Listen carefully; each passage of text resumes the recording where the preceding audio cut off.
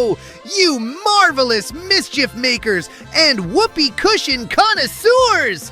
Tumble right into the topsy-turvy wonder of the Grand Giggleplex Theater's dizzy projection booth, where the old film reels whirl like sugar-crazed squirrels on a carousel, and the air crackles sweeter than fresh popcorn mixed with a dash of sneaky surprise.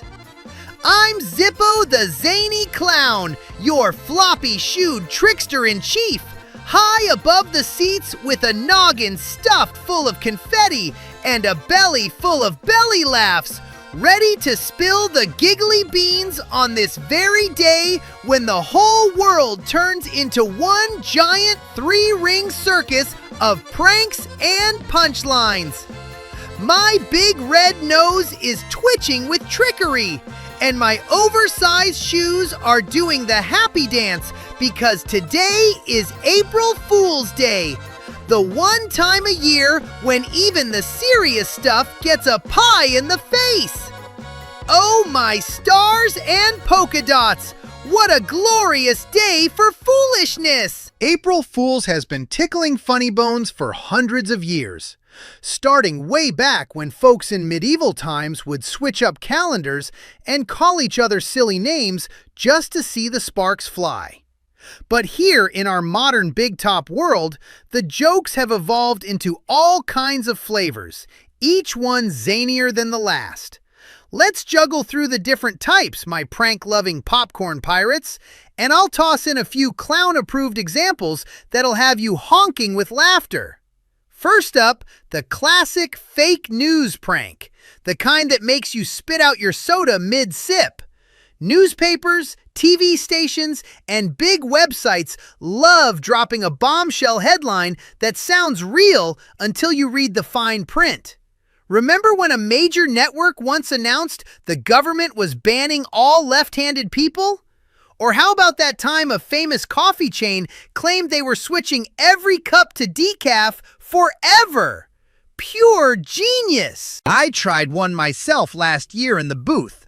Put up a sign saying, "Free popcorn for anyone wearing mismatched socks," and watched half the audience trip over themselves checking their feet.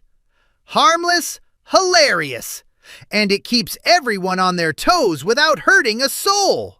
Then you've got the physical pranks, the ones that go straight for the senses like a pie to the kisser. These are my personal favorites because they're pure slapstick gold. Think whoopee cushions under theater seats that let out a giant raspberry right when the hero says, "I love you." Or fake spiders dropping from the ceiling during a quiet scene. Nothing beats the screams followed by giggles when folks realize it's just rubber. I once rigged the concession stand with a squirting mustard bottle that looked normal but shot fake ketchup across the counter. The usher turned redder than my nose. These hands-on tricks work best when they're light and quick, short, sweet, and over before anyone gets truly mad. Don't forget the food and drink switcheroos, the sneaky saboteurs of snack time. This type is perfect for movie night because everyone's already munching.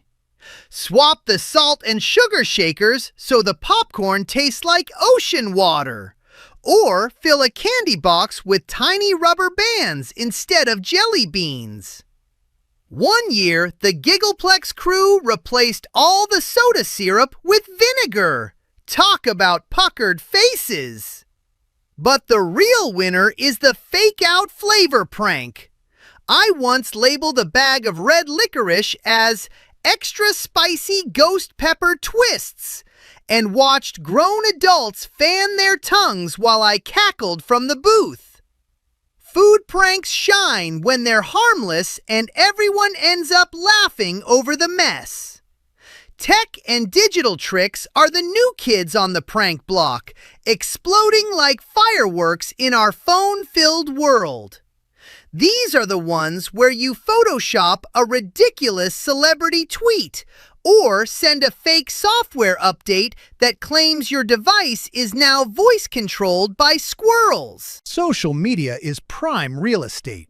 Last year, someone posted a video of a famous singer announcing she was quitting music to become a professional yodeler in the Alps. The comments went wild until the punchline dropped at the end. I tried a little booth version, changed the projector settings so the screen said, "Film has been replaced by interpretive dance," for 10 seconds before the real movie started.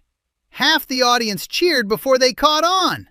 Then there are the public figure and celebrity fake announcements, the big flashy ones that spread faster than butter on hot kernels. Movie stars love dropping, "I'm retiring to raise llamas," or "I just bought the moon" posts on April Fools. One director once claimed he was remaking a classic film with every role race-swapped just for the laughs. Talk about a joke that landed flatter than a whoopee cushion with no air. Some folks try to sneak in those forced diversity, equity, inclusion stunts as April Fool's gags, thinking it'll be edgy or clever. But it usually just feels like a tired rerun that nobody asked for. The best celebrity pranks stay silly and universal, like when a rock star announced he was trading his guitar for a kazoo orchestra. Pure nonsense that unites everyone in eye rolls and chuckles. Office and school pranks keep the spirit alive in everyday places, too. Tape over the bottom of the stapler. Cover the boss's desk in sticky notes that say, "You've been pranked by the clown patrol." Or tell your classmates the teacher changed the test to finger painting. I remember rigging the theater's ticket machine to spit out fake golden ticket stubs that said, "Lifetime free movies, if you can catch me." The kids chased me around the lobby for an hour. These group pranks build team spirit as long as they stay kind. No one likes the mean-spirited gotchas that leave scars instead of smiles. Of course, the golden rule of April Fools is keep it light, keep it fun, and know when to stop before the joke turns sour. The best pranks punch up at the absurd without punching down on real people. That's why the silly, creative ones always win the day. They remind us not to take life too seriously.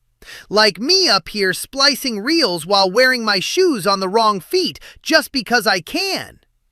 Everything swirls together in one big whoopee cushion symphony, my giggling gallery.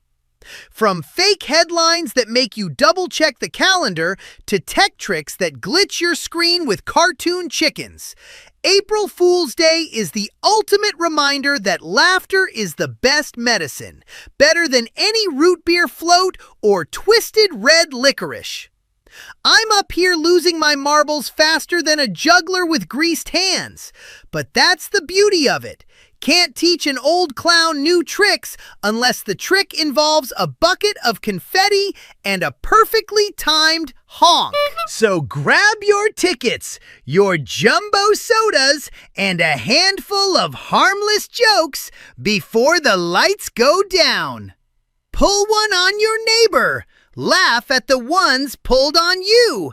And remember, the real magic happens when everyone leaves the theater with sore cheeks from smiling. I'll stay perched in the booth, honking my nose, spinning plates, and dishing the prankiest tea, hotter than fresh popcorn straight from the kettle, about every silly stunt that keeps the Grand Giggleplex feeling like the happiest place on earth. Now dash off and stir up some delightful mischief, you wonderful ticket terrors and giggle guzzlers. Zippo the Zany Clown is signing off with a final honk and a wink. See you in the dark with the projector humming. Don't forget to share your laughs, but maybe not the whoopee cushions, unless your friends have a sense of humor as big as mine. Zippo out.